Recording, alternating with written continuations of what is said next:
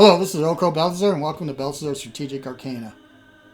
So it's my continuing multiplayer match versus GamingWithTheColonel Strategic Command. World War II, world at war, I am the Axis, he is the Allies. I believe the curtain is going to fall on us this turn. It should be turn 76. June 1945. I don't know if I've got a turn coming or not. Let's see. I only had 3 armored corps left and a few other units scattered. I'm curious to see if the Soviets are going to get into Berlin or if it's going to be the Americans or somebody or the British. Probably the Soviets, but I'm not sure. If it does end, we'll do an AAR. Yeah. When it's bright like that, challenge complete. Let's play. We'll be able to get to see, and I'll be able to get to see what he did too. We'll look at everything.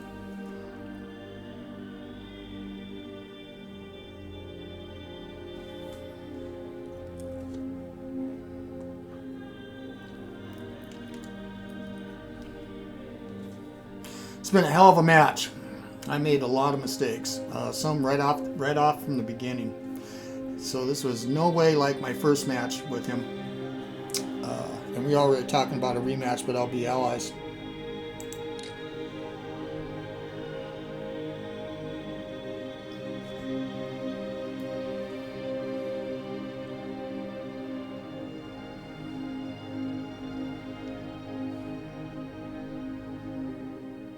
Holy shit. There's not enough room.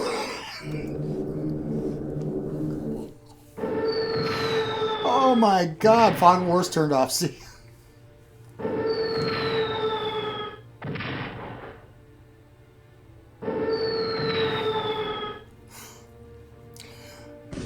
If Rommel would have seen this, he would have talked to diehards or went and sent a task force in to kill the diehards, so we didn't have to do this bit anymore.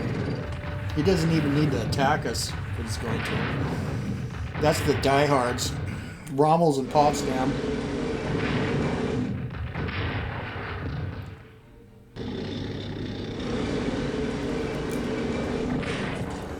Oh. That's an incredible amount of units. You got enough?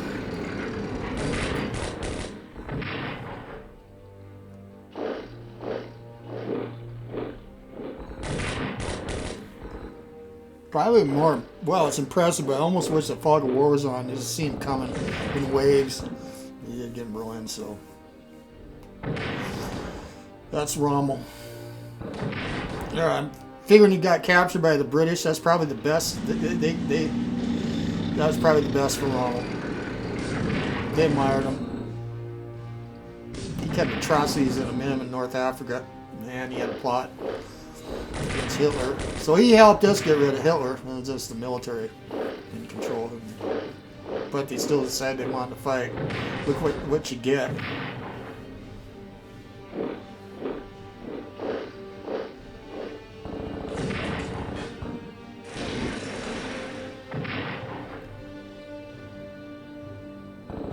Well, I would do this too. You gotta make sure I don't get back into Berlin. I do got heavy tanks there.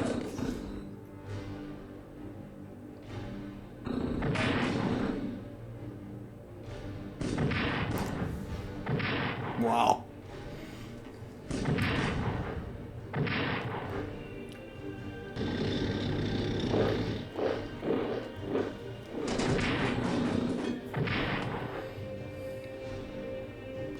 What's left of Germany? It's under German control. Norway. Baden, maybe. And there's the Finns. I won't miss it. They're all gone. Right down here.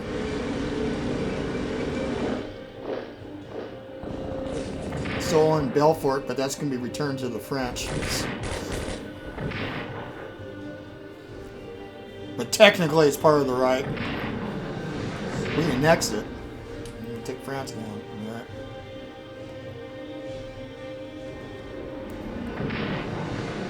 These guys aren't diehards. They're just regular German soldiers there, Colonel. Why are you doing that? diehards were in Berlin. 3 armor cores away. Poof. But he does got damaged goods, boy, a lot. With the Soviets. Mannheim still holds, not for long. Boom, that's it. He's got these French folks there. Let's see if they're going to do anything. So, no. Italians and the lovers. See if the lovers can get in Belfort.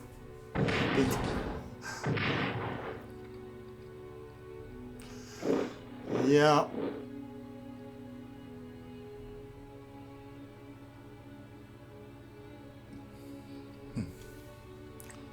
Incredible.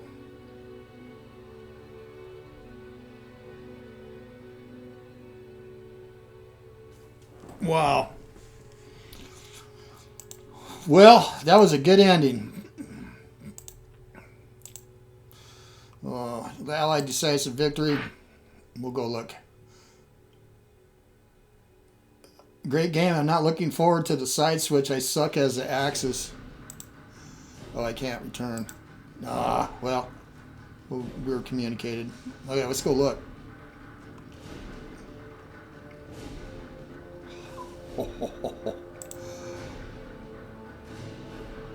Yeah, why bother moving any of that bit? Gotta occupy Japan. Always thought there should be rules. Once Japan goes down to a certain amount of Allied units, probably Americans and, well, whoever, has to hold on to Japan. So you can't just send everybody. You didn't send the Japanese, but we had a house rule. As for the house rules, I think we made a mistake because there's only 13 turns. In it works of Yugoslavia, whether the Germans attack a pro-Axis member, which you got to do in this, I realize now. Because there's not enough turns to be able to take down, wait till Yugoslavia goes Allied, because it's a little variable when it happens, and be able to get your units back up to do Barbarossa in time. And go down in Greece. This didn't work. So WA, yeah. I always thought WA needed more turns. So let's go look at...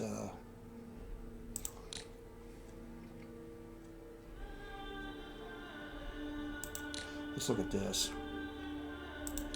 I know people like to look at these. I'm just going to kick back here for a little bit. Here's the Soviet losses.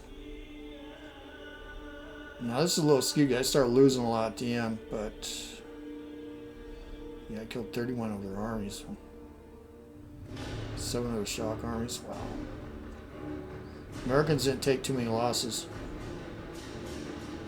I did get 6 battleships out of the deal, but no.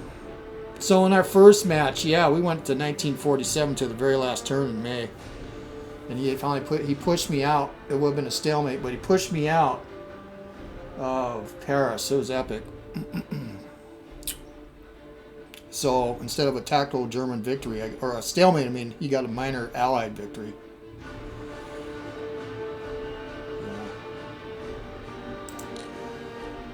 Yeah. Let's go look at the research. We can look at everybody's research. Let's go look at the British. Oh, I got it on. Yeah, they're all maxed out, even by now. Production technology. Ground attack. Yeah, that was a mistake I made with the Germans, too. I should get it to 2, because when you got it to 2, as far as I know, tactical bombers also, but they can detrench, not just demoralize. Detrench like medium bombers.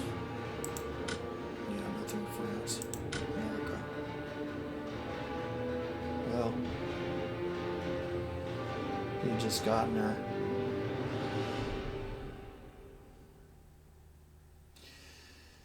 Where's the sack bombers? Yeah, 5. And you know, he had those in late 43. So Harry Smith, if you're watching this, yeah, you were right.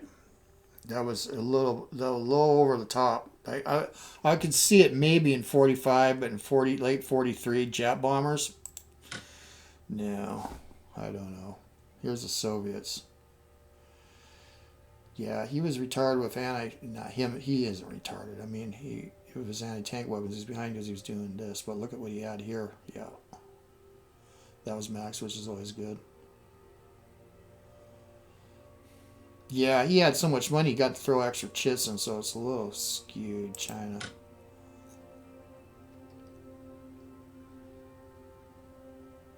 Yeah, he did a good job with China. We had some hell battles on Manchuria, didn't we? India. Yeah, no industrial, but you don't really need it with India. You just need your infantry weapons. Command and control though is always good, but yeah. Amphib 5, he kept us throwing in there, and they worked well for him. Italy, well, no, Italy's. Yeah, here's Germany. Yeah, I stopped early with advanced fighters. There was no point going 5. Tanks too. They were going to be too expensive to repair. I couldn't even repair what I had. I wanted to get anti-tank weapons up to 4 and 5. That's pretty good, because in the Pavia match, Pavia got them up to 4 and 5, and they were deadly. Production technology, yeah. And Japan, poor Japan. Japan just never got up because I had attacked Pearl Harbor early. It's going out. So, yeah, I had 3 major mistakes. Let's see, hold on a second here. I wonder if I can turn that off. Yeah. So, the number 1 mistake I made early in the game, early in the war, like within 2 or 3 turns, I moved a couple units off here because I had this turned off.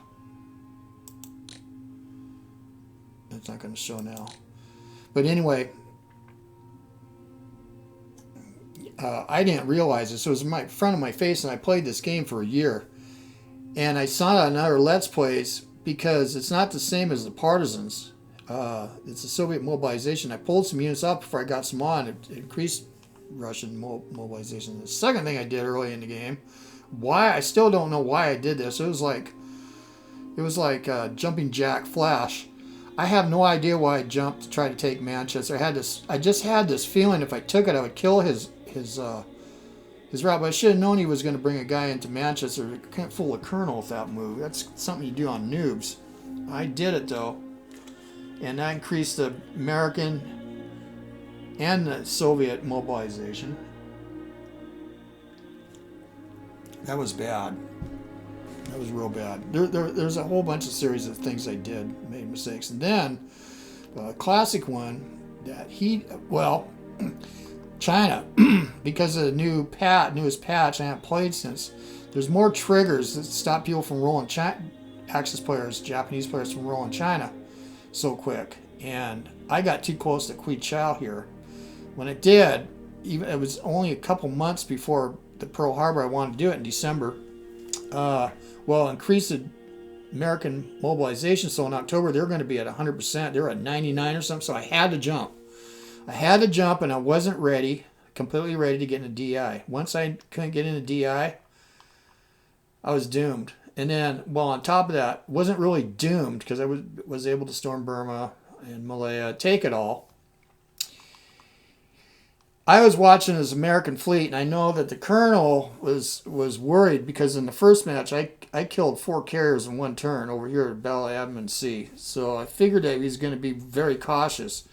But what he must have did, I haven't watched his videos yet, but I'm going to now, is he brought his fleet down around here, and they met the British who he brought here. So it was a total strategic surprise on my part. I knew that he had some British elements here. I didn't know he was going to have that much. I thought his fleets were separated. So when we got in a big battle of Selva Sea here, he had some ships here. They were bait, man. It was classic. I fell for it. Went in here, and I got clobbered, and I had to run.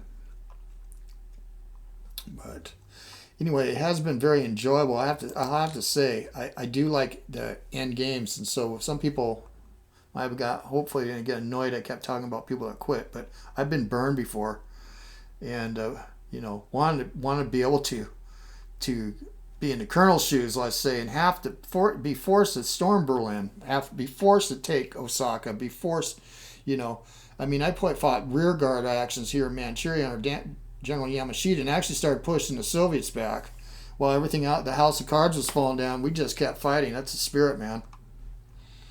And, yeah.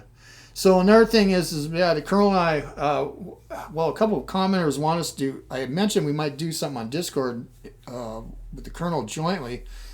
and I don't know why, but it made him gray when he ended the game. Usually they'll let both sides be able to look at the reports, right? And I was one of the ones that advocated that the losing side should be able to look at the reports a long time ago, when these games only the winning side could look at the reports. Well, that's wrong. At the end of the game, the losers should be able to look at the reports, see, because it'll help ascertain what they did wrong, see what the enemy did, and see what the final dispositions were. So they did make a change, which is great. So at least I could do this AAR. But yeah, I think we had talked about wanting to do an AR together on Discord, but we can't do it. I thought that even if he won this game, there'd be one more turn, but or it wouldn't be a turn. But he said it's grayed out on his side. So, well, anyway, I hope you guys enjoyed this match as much as I did. It was pretty crazy, and yeah, we are planning another one of these in the future. I'll be Allies, he'll be Axis. We'll probably do the 47 one. I don't know about the house rules. We're gonna discuss that later. I'm also working on a mod. I'm testing a mod, and so are a couple other people. I'm doing one MP test on the site. It's not on YouTube. I might throw a couple videos on YouTube.